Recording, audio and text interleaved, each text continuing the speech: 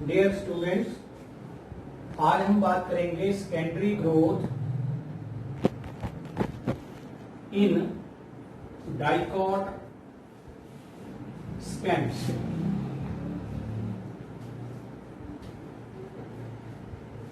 आपने last lecture के अंदर ये चीज पढ़ी थी कि जो डाइकॉट स्टेम्स होते हैं उनके अंदर सेकेंडरी ग्रोथ जो है वो due to the activity of two secondary meristematic tissues के कारण होती है।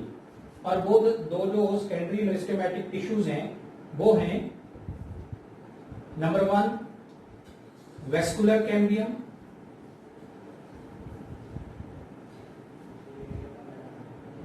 And number 2 cork cambium. Cork cambium vascular cambium की एक्टिविटी के कारण दो जो सेकेंडरी टिश्यूज बनते हैं they are called as secondary xylem and secondary phloem.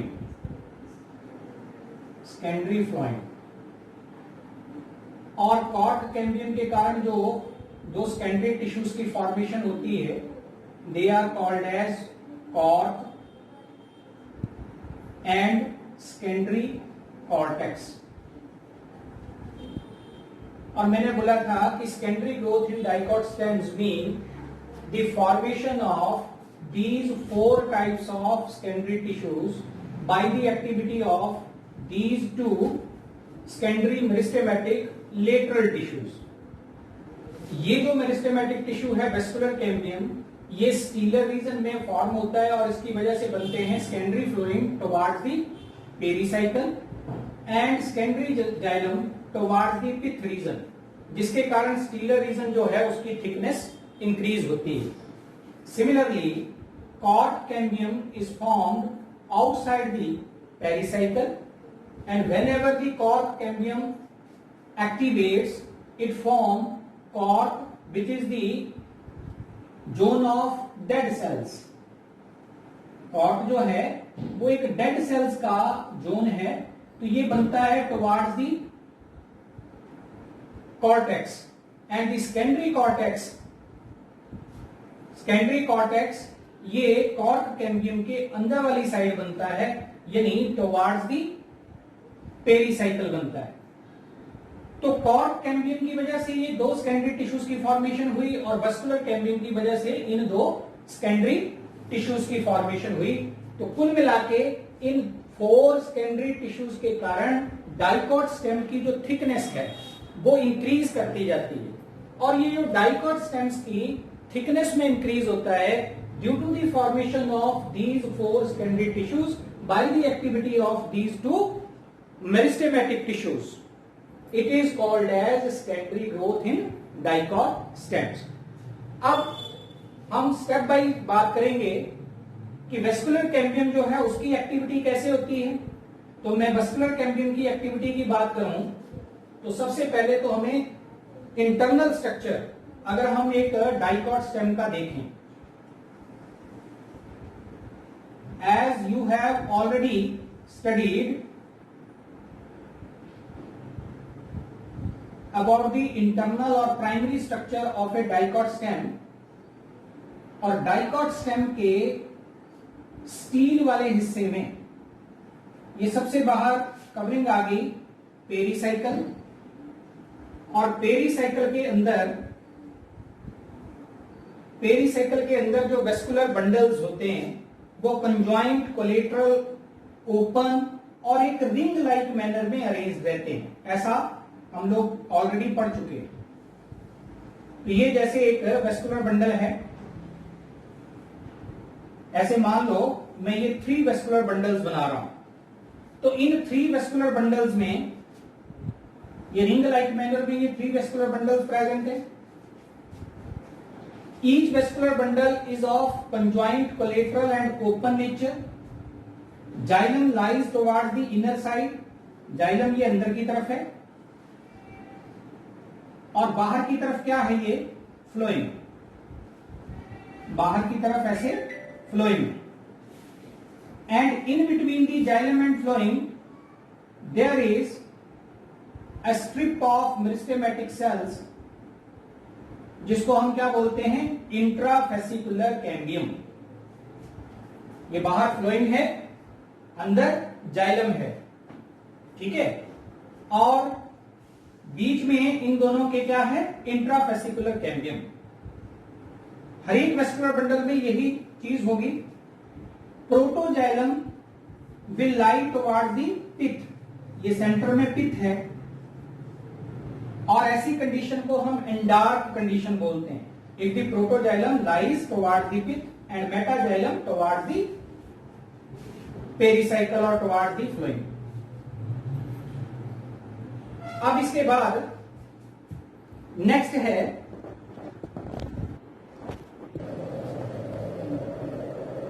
ऐसे ही ये बाकी के वेस्कुलर बंडल्स में अंदर की तरफ जाइलम और बाहर की तरफ ये फ्लोएम है, और बीच में ये मेरिस्टेमेटिक इंट्राफेसिकुलर कैम्बियम, इंट्राफेसिकुलर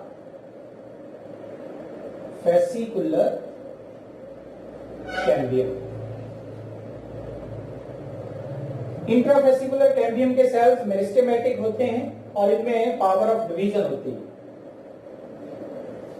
अब ये वाला जो रीजन होता है इन between the adjacent vascular bundles, ये सारा रीजन जो है ये पेरेन्काइमा काइंड के सेल्स का बना होता है, and this region is called as primary medullary ray reason.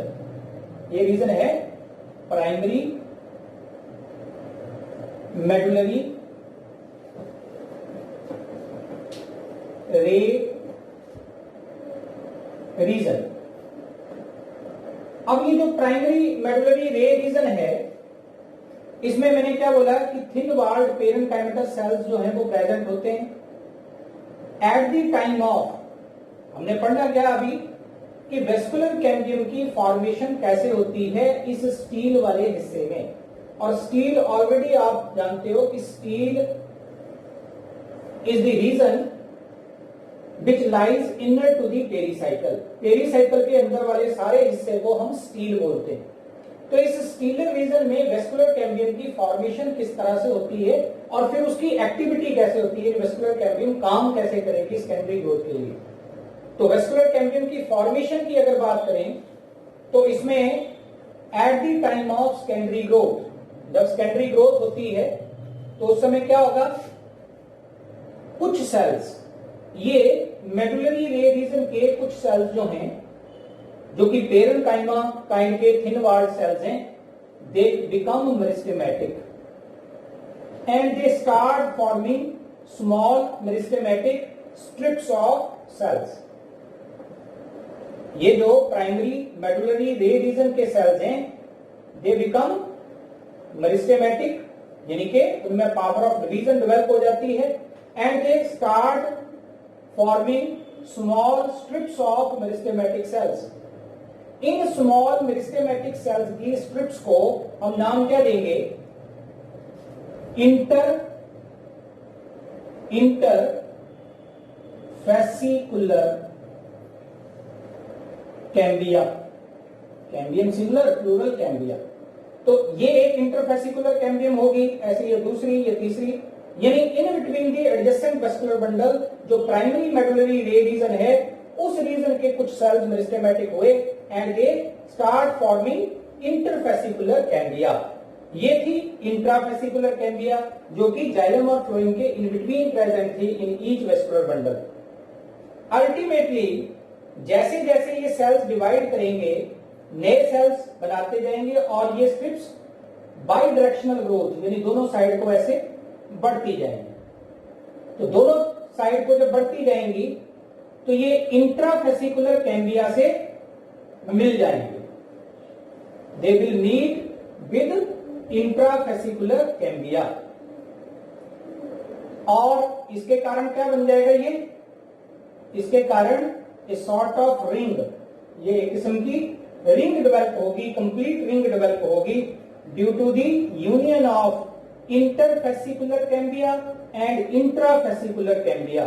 तो ये जो कंटिन्यूस रिंग डेवलप होगी due to the fusion of these two kinds of inter and intrafascicular cambia, उसके कारण जो ये रिंग बनी, that ring is called as, इस पूरी रिंग को हम क्या बोल देंगे, वेस्कुलर कैम्बियम। तो ये तो हमने बात कर ली कि वेस्कुलर कैम्बियम की फॉर्मेशन कैसे हुई, ठीक है। तो फॉर्मेशन इस तरीके से होती है वेस्कुलर कैम्बियम की। अब इसके बाद क्या है कि एक्टिविटी ऑफ वेस्कुलर कैम्बियम, ये जो वेस्कुलर कैम्बियम बन गई इसकी एक्टिविटी कैसे होती है। तो वेस्कुलर कैम्बियम जो है इसके सेल्स डिवाइड करेंगे पेरिक्लिनली, यानी इनमें पेरिक्लिनल डिविजन्स होंगे। पेरिक्लिनल का मतलब होता है पैरेलल टू देयर सरफेस, यानी इतने एक पोर्शन को अगर मैं बड़ा करके बनाऊं, ये मान लो हमारे पास ये ऐसे एक स्मॉल स्ट्रिप है जैसे सेल्स की वेस्कुलर कैम्बियम की, तो इसके सेल्स ऐसे डिवाइड करेंगे इस प्लेन में। तो जब भी ये डिवाइड करेंगे तो एक रो बाहर की तरफ सेल्स की बनेगी और एक रो अंदर की तरफ बनेगी सेल्स की। एक तो ये चीज ध्यान में रखें। और इस वेस्कुलर कैम्बियम के जो सेल्स होंगे वो दो तरह के होंगे, टू टाइप्स के होंगे। Number one, fusiform initials. Fusiform initials एक सेल तो ये होंगे जो कि स्पिंडल लाइक शेप के होते हैं, फ्यूजिफॉर्म का मतलब स्पिंडल लाइक। और दूसरे होते हैं सेकंड टाइप के सेल्स हैं वेस्कुलर कैम्बियम के, जिनको हम बोलते हैं रे इनिशियल्स।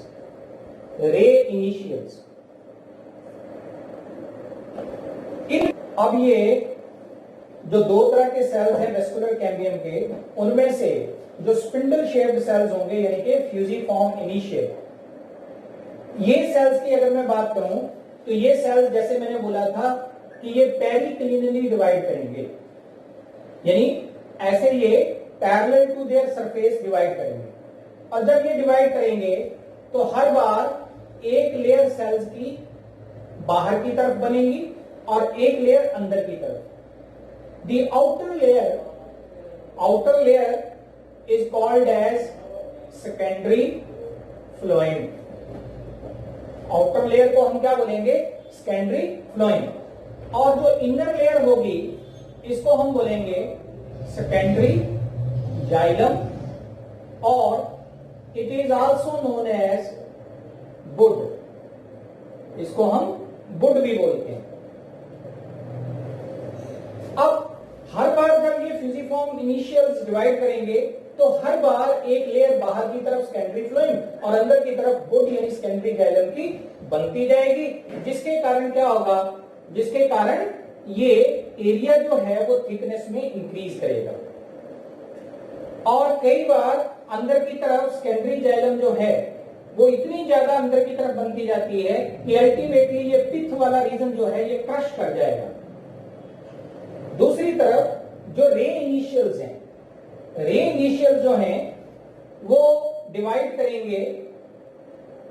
तो मैंने क्या बोला था कि ये बीच में जो ये पोर्शन होता है जहां इंटरफेसिकुलर कैम्बिया डेवलप हुए थे, इस रीजन को हम क्या बोलते हैं, प्राइमरी मेडुलरी रे रीजन, जो कि थिन वॉल्ड पेरेन्काइमा काइंड के ऐसे सेल्स का बना होता है। तो इस हिस्से में क्या होता है कि जो रे इनिशियल्स हैं वो रिपीटेडली डिवाइड करते हैं और डिवाइड करके क्या बना देते हैं, नई मेडुलरी रेस। और जो ये न्यू मेडुलरी रेस बनती हैं by the activity of ray initials, they are called as secondary medullary race.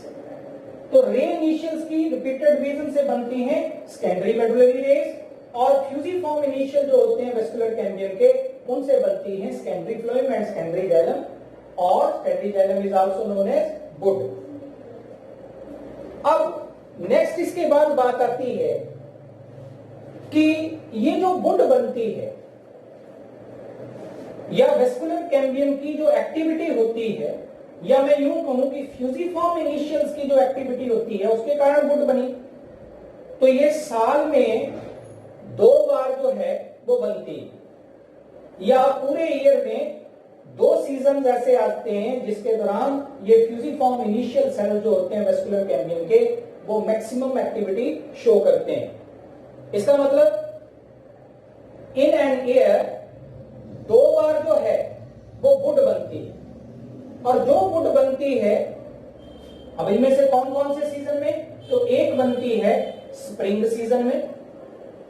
Spring season में एक्टिविटी ज्यादा होती है क्योंकि अवेलेबिलिटी ऑफ वाटर प्लांट्स के लिए स्प्रिंग सीजन में ज्यादा रहती है, यानी कि फेवरेबल कंडीशंस होती हैं प्लांट के लिए। तो उस समय जो वुड बनती है that is called as spring would.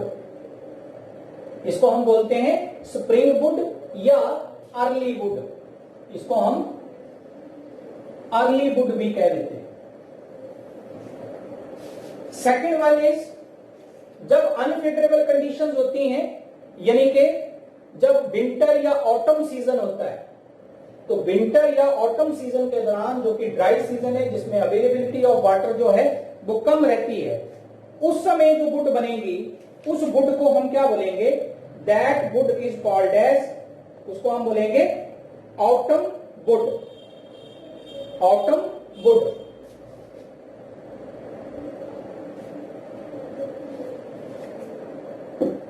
Autumn wood, या इसको हम क्या बोल देते हैं, या इसको हम नाम देते हैं विंटर वुड।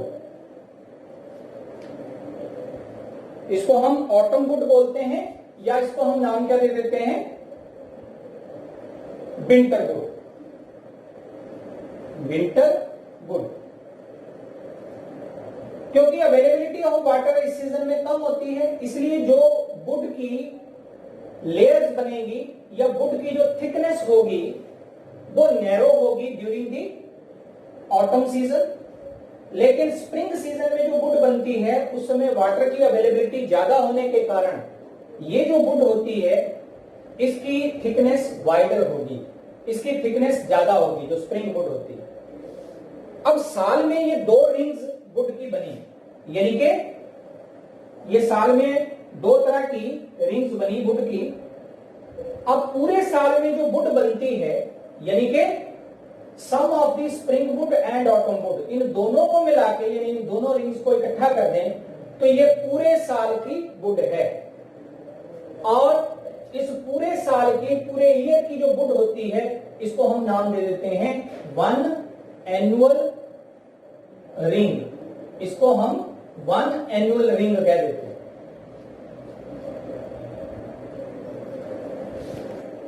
ये जो ऑटम वुड है इसके अंदर जो बेसल्स और ट्रैकीड्स होंगे, क्योंकि जाइलम, सेकेंडरी जाइलम को हम वुड बोल रहे हैं, तो जाइलम के अंदर 4 कंपोनेंट्स होते हैं, उनमें से जो मेजर कंपोनेंट्स हैं वो ट्रैकीड्स और बेसल्स हैं।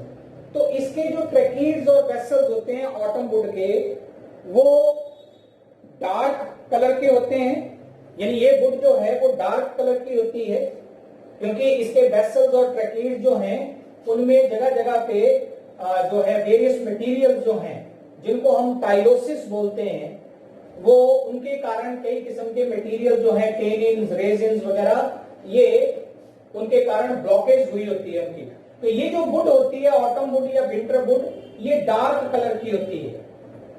और स्प्रिंग वुड जो होती है इसमें क्योंकि वाटर की अवेलेबिलिटी जो है वो ज्यादा होती है और वाइडर होती है ये, तो इसके अंदर जो है हम ये कहेंगे कि ये वाइडर होती है लेकिन लाइटर इन कलर होती है, इसका कलर जो है वो लाइट होता है।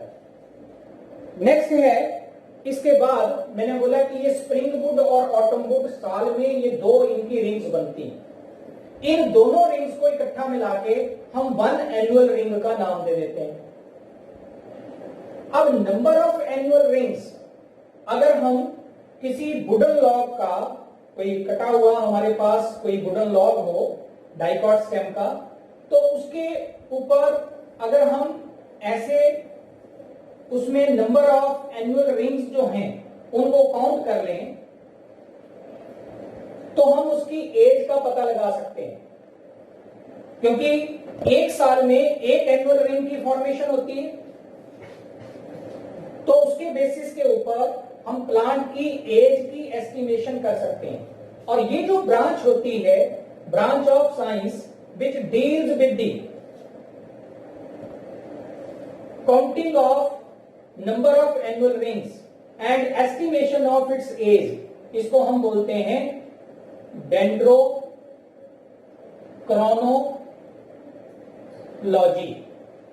डेंड्रोक्रोनोलॉजी।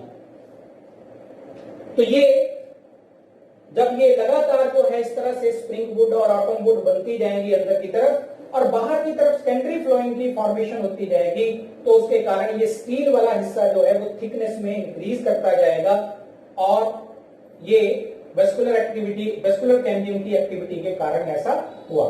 तो जिसके कारण जो है ये सेकेंडरी ग्रोथ जो है वो होगी स्टील वाले हिस्से। अब इसके बाद है नेक्स्ट हम बात करेंगे एक्टिविटी ऑफ, इसके बाद आएगा, इसमें एक चीज और मैं बता दूं कि 2 मोर टाइप्स जो हैं वो होती हैं वुड की, जिनको हम बोलते हैं soft wood and hard would. Soft wood और हार्ड वुड किनको बोलते हैं? तो सॉफ्ट वुड हम बोलते हैं जिम्नोस्पर्म्स की वुड को। टेक्निकली जो जिम्नोस्पर्म्स की वुड होती है उसमें बेसल्स नहीं होते, that is devoid of vessels, इसलिए ऐसी वुड जो होती है उसको हम सॉफ्ट वुड बोलते हैं। लेकिन जो एंजियोस्पर्म्स की वुड होती है उसमें बेसल्स होते हैं, अबंडेंट बेसल्स होते हैं, या मेल कंपोनेंट्स जो होते हैं वुड के अंदर वो बेसल्स होते हैं। इस कारण से जो एंजियोस्पर्म की वुड होती है दैट इज एंजियोस्पर्मिक वुड, ये क्या कैसी है? इसको हम बोलते हैं हार्ड वुड। क्यों? क्योंकि इसके अंदर बेसल्स होते हैं, लॉट ऑफ बेसल्स होते हैं। और सॉफ्ट वुड बोलते हैं हम जिम्नोस्पर्म्स की वुड को।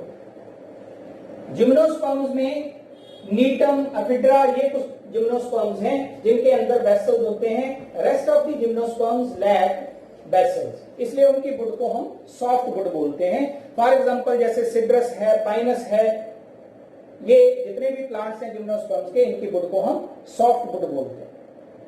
नेक्स्ट है, इसके बाद जो एंजियोस्पर्म की मैंने बात बोली है, एंजियोस्पर्म की वुड को पोरस वुड भी बोल देते हैं। पोरस वुड इसलिए क्योंकि उसमें बेसल्स हैं, इस कारण से भी पोरस वुड बोलते हैं। लेकिन इसमें आप एग्जांपल्स की अगर बात करना चाहें तो जैसे डेलवर्जिया यानी कि शीशम की एग्जांपल दे सकते हैं, यूकलिप्टस की एग्जांपल दे सकते हैं, ये एग्जांपल्स हैं हार्ड वुड की। नेक्स्ट आते हैं इसके बाद sap wood and heart wood. एक और टाइप है सैप वुड